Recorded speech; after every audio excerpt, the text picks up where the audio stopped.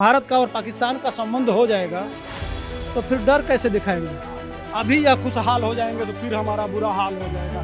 यह जितना परेशान रहेंगे उतना ही हमारे लिए अच्छा होगा। पाकिस्तान जितना रोए ना, हमेशा रुलाते रहना चाहिए। यह जितना रोएगा उतना हमारा देश खुशहाल होगा और हम चैन से रहेंगे। आज हम मौजूद हैं उस मुद्दे के साथ जो बहुत ज़्यादा सुर्खियों में है, जहां पे आरएसएस के एक नेता ये आग्रह करते हुए नजर आए कि हमारा जो पड़ोसी है वो कहीं ना कहीं परेशान है, उस पर तरस खाकर उसको गेहूं जो है वो पहुंचा देने चाहिए, चाहे वो मांगे या ना मांगे। तो क्या है इस पर लोगों की राय, हम सीधे उनसे पूछ लेते हैं। कैसे सीखते हैं आप सर? आप ये बोल रहे हैं कि हमारे आरएसएस के नेता ने बोला, तो आरएसएस एक सोच है, वो कोई पार्टी नहीं है, सोच है। अगर उन्होंने बोला, उन्होंने अपनी मनसा दिखाई, दयालु किस्म के हैं, दिखाई। मैं उस पर कटाक्ष करूंगा। उनको ऐसा नहीं बोलना चाहिए। अगर जो मेरा पैर काटे मैं उसकी मदद करूं, ये गलत है। अगर उन्होंने बोला है तो वो उनकी सोच है, उनकी मनसा है। लेकिन हमारे नरेंद्र मोदी जी ने ऐसा नहीं बोला होगा, उनको गेहूं दो, चावल दो। क्यों दे? जो हमारे घर में घुस के आतंकवादी भेज के हमारे माँ बहन का सुहाग गुजारने वाले हैं, मैं उसको गेहूं दूंगा? क्यों दूंगा? ये अगर किसी आरएसएस के नेता ने बोला है तो ये गलत बोला है और नहीं बोलना चाहिए। अगर बोल दिया तो हमारी वो आरएसएस कोई पार्टी नहीं है, वो एक संगठन है। यह तो वहाँ के लोगों को सोचना चाहिए, आखिर क्या कारण हो सकता है। कुछ तो कारण रही होगी, तो उस पे वो लोग कभी चिंता करते हैं जब अपना फंड बनता है उनका हमेशा।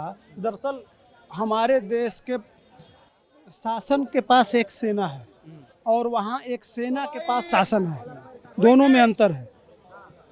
वहाँ का जो शासन है वह सिर्फ मुखौटा है, सारा पावर सेना के पास है और वह शासन के आड़ में अपना जेब भरती है, करोड़ों करोड़ों कमाती है। दुनिया में उन गरीबों का पैसा ले जाके अपने बच्चों को डॉक्टर और बड़े बड़े इंजीनियर बनाती है, अपने करोड़ों अरबों की संपत्ति बनाती है। तो यह बात आज क्यों पाकिस्तान को जब भूख लगी है तब दिखाई दिया? वहाँ के आवाम का भी है। आपको आगे आ जाना चाहिए, बुद्धि नहीं थी।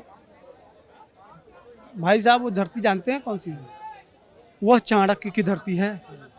वहाँ हजारों साल पहले तक्षशिला था। चाणक्य को समझ रहे हैं? चाणक्य ने चुरकी बांध के और नंद वंश की को खत्म कर दिया। वो ठीक है, इस्लाम आया, वो मुसलमान बन गए, अलग बात है, लेकिन डीएनए तो वही है। जब हिंदू थे तो दुनिया पे राज करते थे। दुनिया की पहली यूनिवर्सिटी उसी धरती पर बनी, वो पाकिस्तान है, वो वही लोग हैं। और आपको आज आटा के लिए तरसना पड़ रहा है। जब आप हिंदू थे तो क्या थे और आज मुसलमान बन गए। तो उसमें मैं धर्म की बात नहीं कर रहा हूँ। कारण यह है कि भारत का डर दिखा के और अपन वहाँ के बड़े लोग अपना जेब भरते रहे और गरीबों को गरीब की हाल पे छोड़ दिया। और आप इस देश को जब संबंध भारत बनाता था तब यहाँ आतंकवाद करवा देते थे, इसलिए कि भारत का और पाकिस्तान का संबंध हो जाएगा तो फिर डर कैसे दिखाएंगे। तब सेना की जरूरत क्या रहेगी? नहीं, भारत, अरे भारत खा जाएगा, भारत तुमको ये कर देगा, वो कभी आक्रमण कर देगा, देखो ये काफिर हैं, इनसे लड़ना है, हमको घास की रोटी खानी है लेकिन परमाणु बम बनाना है, हर साल सेना का बजट बढ़ाओ, डर दिखा के हर पाकिस्तानी से। तो डर आपने देखा ना, डर जब आप देखते रहे, आप सोए हुए थे और उसी में चलते गए, वो आपकी शिक्षा, आपके बच्चों को डॉक्टर, इंजीनियर, बड़े बड़े पोस्ट पे नहीं बना पाए, मौलाना बना के रखे, आप झूमते रहे वो किताब लेके, उससे होगा? हमने आईआईटी आईआईएम बनाया, हमने अपने बच्चों को तैयार किया, दुनिया की कंपनियों पर राज कर रहे हैं, हमारी इकोनॉमी, इसलिए हम सब कुछ छोड़ के एक मिशन में लग गए कि हमको विश्वगुरु फिर बनना है, हमको फिर सोने की चिड़िया थे, फिर सोने की चिड़िया बनना है। हमारा यह सपना था। आपका सपना क्या था? वो कौन, पता नहीं कौन मदीना बनाना चाहते थे। मदीना बनाते बनाते कटोरा लेके अब रोज वीडियो देख रहे हैं, बच्चों को खाना नहीं मिल रहा है, क्या क्या हो रहा है, सब कुछ दुनिया में भीख। कब तक भीख के भरोसे? क्यों? चाप दो उस सेना को, पकड़ लो, घर घर बिठा लो उसको, उनको उनके परिवार, उनके नाते रिश्तेदार नहीं होंगे? सबको बिठाओ कि जितना विदेश में संपत्ति रखे हो सब लेके आओ, जमा करो, नहीं तो एक को नहीं छोड़ेंगे। नहीं तो चूड़ी पहन के बैठो, तब चिल्लाते क्यों हो? हमसे क्यों मांगते हो? इसीलिए नहीं करें कि दोस्त जब तुम्हारे नेता किए हैं तो हमारे हमारे हमसे हमदर्दी क्यों? हमें मिला क्या? मिला, मैं गया था इंडिया गेट, वहाँ जो शहीद कैप्टन फला शहीद, पंजाबियों का वो सिख गुरवंत सिंह, पतवंत सिंह, रविंदर यादव, तो फला प्रसाद, तो फला सुब्रमण्यम, सब जो जाइए। तो मैंने सोचा कि यह लड़े किससे हैं, किससे हमारी लड़ाई हुई? उससे लड़ाई हुई कि हम इस देश को आज़ादी में गंगा जमुना एक साथ मिल के कहते हैं कि हिंदू मुस्लिम मिल के आज़ादी लड़े, उसी से हम लड़ रहे थे। मारा किसने हमारे भाइयों को? 1100 साल जिनके साथ थे, आज भी यहाँ के मुसलमान जो चूरन चटाते हैं, किस लिए? क्या मिला? क्यों हमारी माताएं बहनें वो देख के आंसू बहता? क्या बिगाड़ा हमने यार? तो हम उन शहीदों के विधवाओं के तरफ देखें कि पाकिस्तान के आंसू के तरफ देखें? ये जो आरएसएस के कहे हैं, एक बार वहाँ आके, मैं संघ का जो भी बोल रहे हैं और जो भी सहानुभूति रखते हैं, आके चले आओ। उन जो शहीद हैं, कैप्टन और जो सूबेदार और जो सिपाही जो वहाँ बैठे हैं ना, उनके नीचे आके पढ़ लो और एक बार उनके परिवार से जाके मिल लो और फिर बात करना। मेरे सीने में वो धधक है कि हमारी गलती क्या थी। जब हम कभी अटल बिहारी वाजपेयी वो लेके गए, बस लेके गए, तो यहाँ कारगिल हो गया, 65, 71, 5 युद्ध। क्यों? जब जो कुछ भी था क्लियर हो गया था। तुम उधर रहते, हम इधर रहते, तुम अपनी चैन की बंसी बजाते, हम अपनी बजाते। इतने खून क्यों?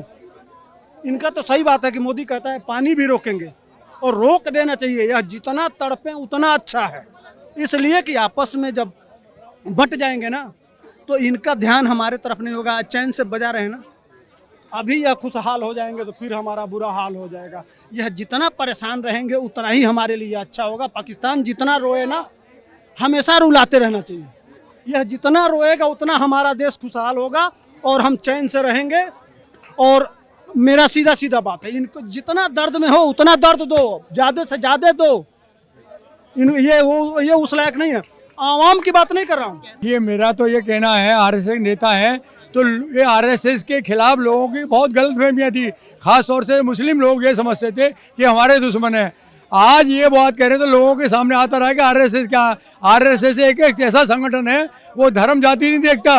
जो परेशानी में पानी में उसको निकालता है, जो आग में फंसा उसे उठाता है। तो इंसानियत की बात करते हैं आरएसएस। और मैं भी एक ब्राह्मण होने के नाते मैं मुसलमान धर्म उनके भी मानता हूँ और उनको मानता हूँ, क्योंकि किसी भी धर्म का बेलना नहीं कर चाहिए। और रही मदद की बात, मैं भी ये चाहूँगा कि हमारी सरकार, जो हमारा देश बहुत संपन्न है, वो कर सकता है।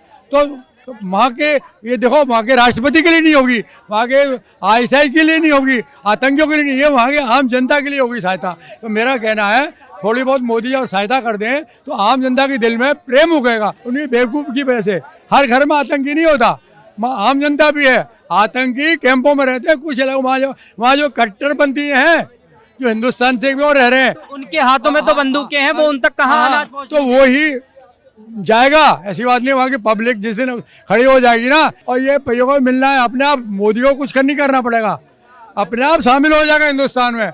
वहाँ के जनता के दिल में प्यार है। बाबूजी मार के कभी किसी को नहीं अपना बनाया, प्यार से दुनिया जीती है। ये पाकिस्तान खुद आएगा, आगे हो गया, मिलेगा हिंदुस्तान। अब ये मेरी भविष्यवाणी है, मैं खुद आज भविष्यवाणी कर रहा हूँ। तो जैसा कि आपने देखा, लोगों का साफ तौर पर कहना है कि चाहे पड़ोसी कितना ही बुरा हो, लेकिन उसके बुरे समय में कहीं ना कहीं उसके साथ आना चाहिए। और आरएसएस जिसे कट्टरपंथी समझा जाता था, जिसे वामपंथी या दूसरे संगठनों में जो ऐसे लोग थे उन्हें हमेशा टारगेट करते थे, आज उनके लिए भी एक ये सबूत साबित हो सकता है कि उनकी दिल में भी दयालुता का भाव है। आपकी क्या है इस पर राय, हमें कमेंट कर जरूर बताएं। कैमरामैन अनिकेत के साथ नवदीप शर्मा की रिपोर्ट, दिल्ली।